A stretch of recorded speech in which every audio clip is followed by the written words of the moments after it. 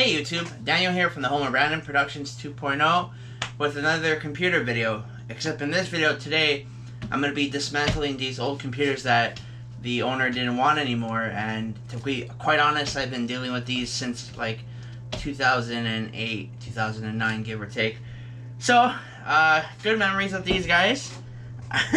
they originally belonged to an office, and we bought them years back. Because they were like relatively affordable, they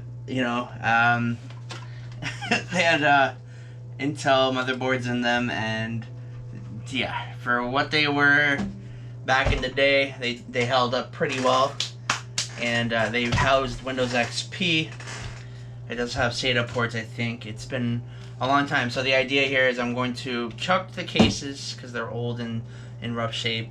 But I'm going to pull out whatever parts I can use and test the motherboard and CPU, make sure those work, and then most likely post them on a vintage retro group on Facebook that I'm a part of, and just see if anyone would be interested in keeping the motherboard for maybe Windows XP retro gaming. I think you could also get away with installing Vista on these.